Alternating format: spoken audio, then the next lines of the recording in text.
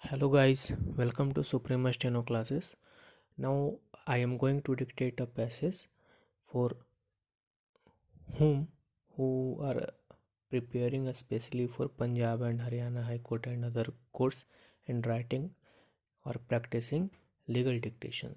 So be ready for it. 5 seconds.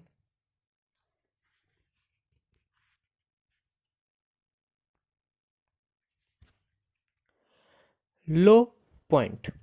If public duties are to be enforced and rights and interests are to be protected, the court may, in furtherance of public interest, consider it necessary to inquire into a state of affairs of subject matter of litigation in interest of justice, and the government is accountable to courts in respect of lawfulness oblique legality of its decisions when impugned under judicial review jurisdiction.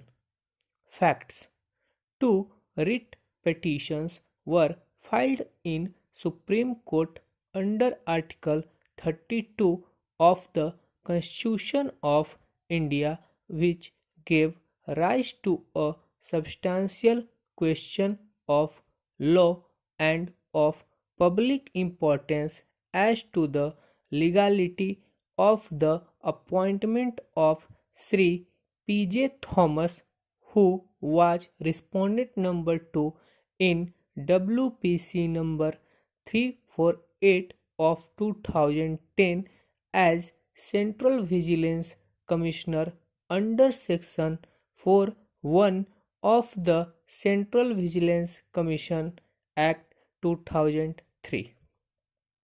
Sir P.J. Thomas was accused number 8 in criminal case CC 6 of 2003 pending in the court of a special judge Trivandrum with respect to the offence under section 13 to read with section 3(1)(d) of the Prevention of Corruption Act 1988 and under section 120(b) of the Indian Penal Code referred to as Palomolene case, and he had a big role in cover up of 2G spectrum allocation.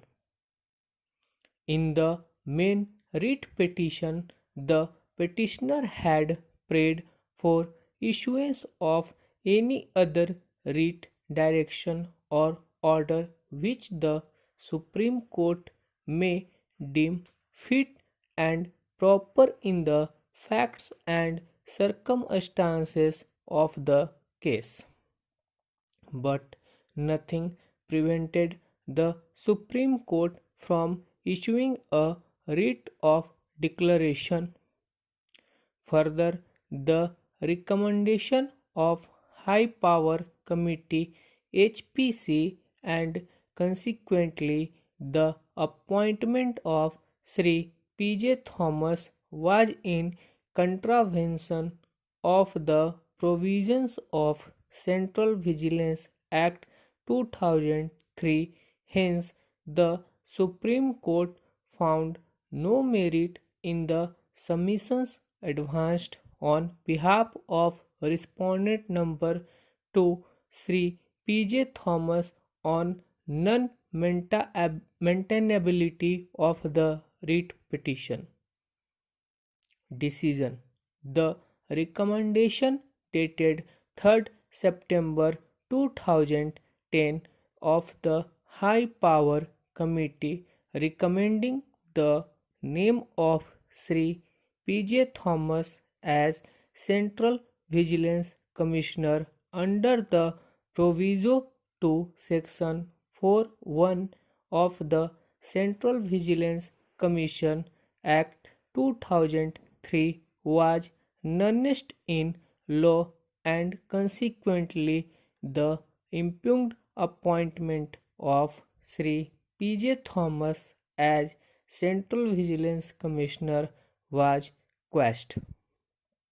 Low point, where boy or girl who is major if undergoes under caste or under religion's marriage. It is the duty of all persons in the administration oblique police authorities throughout the country that their material life should not be disturbed or harassed. Facts: Rizwanur Rahman, the deceased, a computer graphics engineer, fell in love with a girl, namely Priyanka Todi, daughter of Ashok Kumar Todi. On 18/8/2007, Rizwanur Rahman married Priyanka Todi under the Special Marriage Act 1954 in the Marriage Registration Office. On 31/8/2007, Priyanka Todi left her father's house and started living in her husband's home at Tiljala within the jurisdiction of Karya Police Station, Kolkata. The couple informed the police commissioner and other higher police officers about her marriage by a letter dated 31/8/2007 along with a copy of the marriage registration certificate. On the same day, Priyanka Todi informed her father about her marriage with the deceased and also of the fact of her residing with her husband in her law's house. On the very same day, in the evening around 6:30 p.m., Ashok Kumar Todi, Priyanka Todi's father, Anil Saragoi, maternal uncle of Priyanka Todi, and Pradeep Todi, brother of Ashok Todi, went to the house of deceased and persuaded him and his family members to send Priyanka Todi back to their house. But Priyanka Todi did not agree to their request. On the same night, Ashok Kumar Todi lodged a complaint at Karaya police station and consequently two police officers went to the residence of the deceased to create mental pressure on him. On 1/9/2007, early in morning, Ashok Kumar Todi and Anil Sarogi threatened the deceased that if Priyanka Todi did not return back to her parents' house, they would face the dire consequences. On the same day, Pradeep Todi lodged a complaint with Deputy Commissioner of Police alleging that Priyanka Todi has been taken away by the deceased by deceitful means with intent to marry her. On 21/9/2007, the dead body of Rizwanur Rahman was found on the railway tracks between Dum and Bidhan road stations with injuries and head smashed. The case was handed over to CID. The mother and brother of the deceased filed writ petition before Calcutta High Court. The learned single judge of the High Court, after hearing the parties by an interim order dated 16/10/2007, directed CBI to investigate into cause of death and file its report in the court within 2 months in a sealed cover. CBI on 8/1 2008 filed report indicating that the deceased committed suicide by leaving before the train, and as per direction of court filed charge sheet against accused persons.